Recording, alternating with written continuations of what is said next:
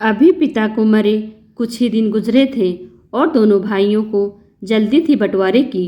वो सोच रहे थे जल्दी से सब कुछ बंट जाए और आज बड़े भाई ने छोटे भाई विवेक को पैसे दिए। ये लो 70,000, अब तो खुश हो।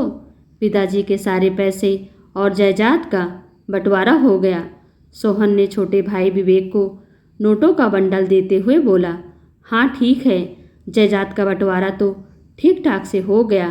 अब ये बताओ भैया कि माई का क्या करें? विवेक ने चिंतित होते हुए पूछा। अरे छोटे, या तो हमने भी नहीं सोचा, सोहन ने कहा। भैया आप तो जानत ही हैं कि हमारे पास बस 2 कमरे हैं। छोटे भाई ने अपनी मजबूरी जताई और बोला, भैया मैं तो माई को अपने पास नहीं रख सकता।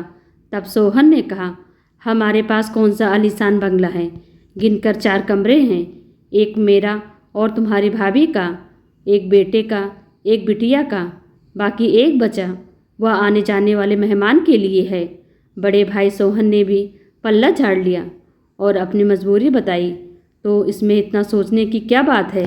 सासू माँ को कुछ दिन देवर जी अपने घर में रख लें, कुछ दिन हम अपने घर में रख लेंगे, फिर गांव पहुंचा आएंगे। भाई आखिर गांव के घर की भी देखभाल करने वाला कोई होना चाहिए नहीं? दोनों भाई को परेशान देखकर दरवाजे की आड़ में बातें सुन रही सोहन की पत्नी ने कमरे में अंदर आते हुए कहा, वाह भाभी, कमाल हो गया। क्या दिमाग है भाभी आपके पास? जिस समस्या का हल हम दोनों भाई पिछले कई दिनों से नहीं सोच पा रहे थे, वो तुम 2 सेकंड में खोज निकाली।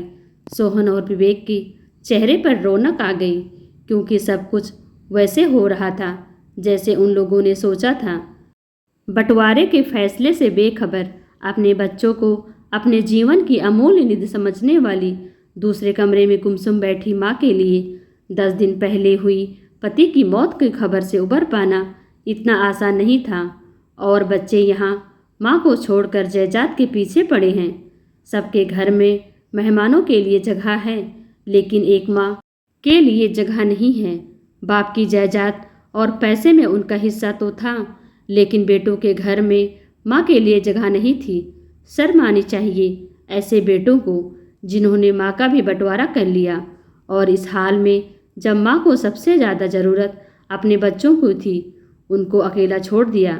ऐसा क्यों होता है? माँ बाप अकेले 10 बच्चों को पाल पोस कर बड़ा कर देते हैं, लेकिन वही 10 बच्चे मिलकर एक माँ बाप का बोझ नहीं उठा पाते। ऐसी औलाद होने पर हमें शर्म आनी चाहिए। जिस माँ ने हमें 9 महीने अपने कोख में रखा, हम उस माँ का बंटवारा करते हैं। उस माँ के लिए बेटों के घर में जगह नहीं होती। एक बार सोचिएगा जरूर, शायद इस कहानी से किसी माँ को उसके बेटे के घर में जगह मिल जाए। दोस्तों, यह कहानी आपको कैसी लगी हमें ज़रूर बताइएगा, और वीडियो को लाइक कर चैनल को सब्सक्राइब कर लीजिए। Thanks for watching.